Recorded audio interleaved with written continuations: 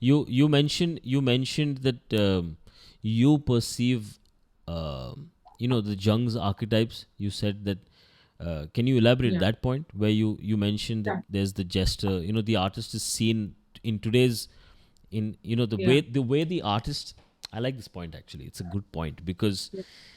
it's a classical idea of an artist, and in a way, how can you maybe speak to the artist who's listening to this and kind of be like, you need to change this archetype about you because it's bad rep for you.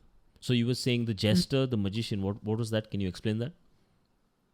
So, I mean, Jung, I mean, this is something that brands really like to do. You were talking about what artists can learn from brands and what brands do to really connect with their audience or grow. Yeah. A brand likes to define itself really, really well in terms of the role that they play. So Yeah. there's something called the Jungian archetypes that brands use a lot in terms of what is an archetype, that who do you want to be in the competition space, right? Who do you want to be out in the world?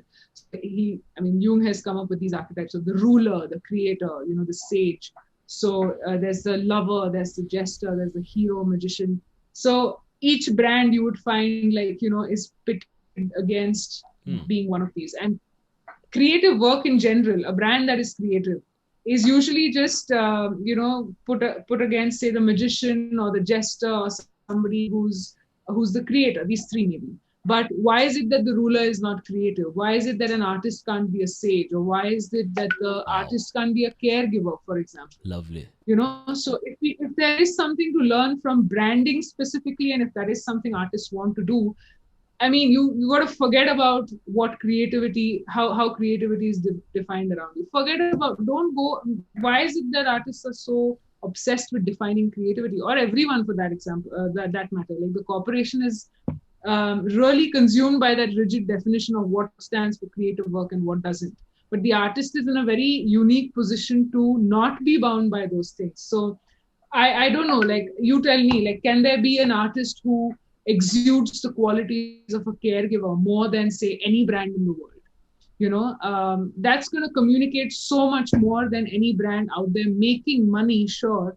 But your value, again, this is something that depends on the artist. How does the artist define value? Is the artist also making the mistake of pitting like their value against monetary value, or are they thinking about other values that they can exude? What are the other So the values? Jungian archetypes, What are the other values that is something that I want to get to? Yeah, sorry, you were saying right? the Jungian. Yeah.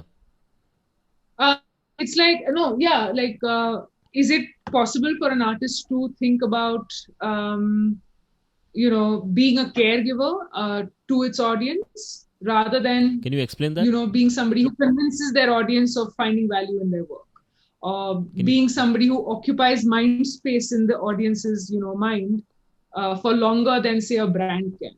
So At the end of the day, any brand is just trying to communicate and convince somebody to agree with their proposition. yeah. Is this something that artists So can also think about, or do they I already? I want to ask you. Okay, I understood this thing. I think I was asked a question in my interview and for my masters. Who's your favorite artist? The standard questions, and I remember in the essay I had written Walt Disney because I Mm, think Walt Disney as an artist.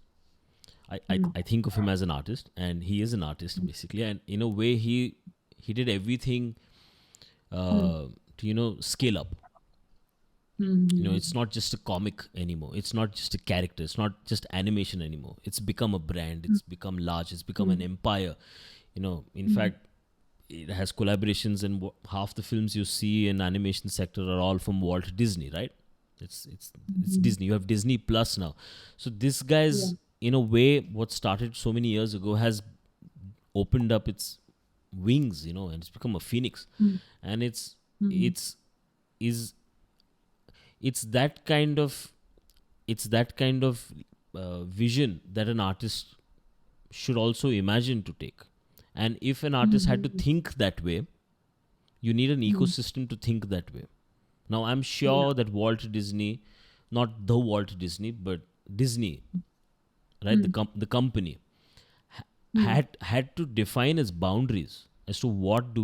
We make family content, we make certain animation, we do this kind of content. An illustrator, for example, or a musician, when he or she is making music, they need to be like, there's no, they don't even have the words sometimes to kind of figure. So who do they have this conversation with? I mean, you took the example of Disney. I would say that they did a great job of being a business. Like, they branded themselves. They operated on the level of a business. But like you said, the first thing that they did is maybe think about who are they doing this for? Like, who's their audience? Like you said, they segregated and had boundaries. Is this for family? Is this for children? Is this an animation? Is this when you're doing that, you're thinking about who's watching you, or and you're creating value from there. Yeah. So Disney was like, maybe you took that example, but anybody talking about who do you want to do this for children? Okay, what does that mean? What is it that this is something that a lot of brands do, is find a need gap. Find a need gap in what is happening out there in the world and what is missing in, say, somebody's experience of it. So companies like Disney really know how to spot a need gap or a white space, as brands call it, where there are, which is full of opportunity. And if there is creative space in industry, it is in that white space, in that need gap, where you are free to do whatever it is you want, because nobody else is occupying that space. Yeah. So it's a lot, again, it's very different from, say, somebody saying that, oh, these animations are popular with children, so I'm going to try and replicate them. Yeah. As opposed to saying that these are popular, so I should stay the hell away from that. Yeah. And do something different. So everywhere I feel like the common denominator is just not doing what somebody else is and figuring out what they can learn from that to do something different of your own. And having that crazy amount of conviction that what you are offering does have value, and that value is not coming from other people. It's not coming from the outside. There is nobody else creating value except for yourself. So as an artist, if you see value in your work, and you with conviction, you're taking that out there, there's no way that you wouldn't make money. I know that there are artists out there who do make money significantly. Am I right? Like there are artists that do make money. Yeah, so that archetype of like the artist that is not making money is very different from the one that definitely exists, which is the artist that does make money. You're right about that. So, I kind of overstretched the artist not making money. Artists are making money. What I meant is the percentage of artists out there for a country like India is very small. The kind of I agree with you. And that is the problem. The problem is that some of my friends are not in the field anymore. And it pains me. But I mean, that's true with businesses. I'm sure you have friends who started businesses and they're not in that business anymore, and they wrapped up that idea. So the businesses that are doing really well are also following the same principle. Is that, they are doing something different and they have insane amounts of confidence and conviction. That's what, like, you talk about the people who succeeded, but you don't talk about the people who failed. There are more failed businesses and failed corporate ideas and brands that exist than the ones that have succeeded. So there's a lot. I mean, everybody who's successful is just, I don't know, like, is focusing on that differentiating factor.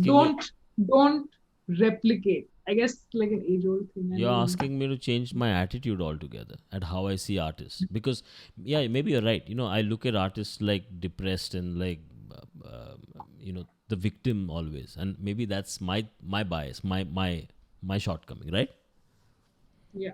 Maybe, yeah. Because I know quite a few for every artist. I know quite a few successful artists too, and I'm not latching on to that in my mind. I'm latching on to the 95% who've not made it. It hurts me on a personal level, which is why I bring it up. Right.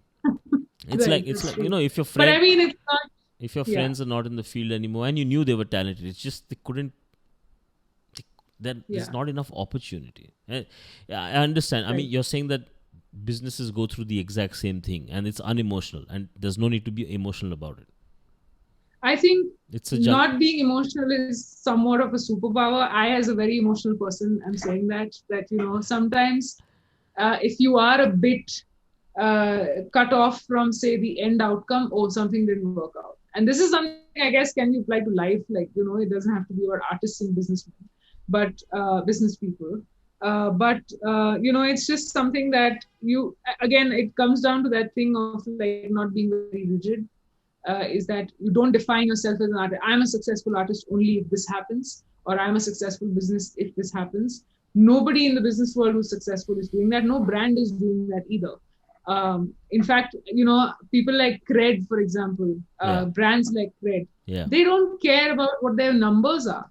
They don't care about what their valuation is. They want to be cool. They want to be popular. Brands as in, like, platforms like Facebook started with that idea also. Yeah. So any successful business you see out there perhaps started on an emotional, built on an emotion that they wanted to connect with other people on. And so I know that companies like Cred spend so much money on their advertising and, creative advertising. So there are a whole bunch of creative individuals working there who are not only making the money, but also having the creative freedom to, find that need gap and find the right business to work with, the right business structure to work with. Yeah. And overall just have a happy life. In the art world, there's a channel like this that is following this exact same ethos. It's called Art History Plus.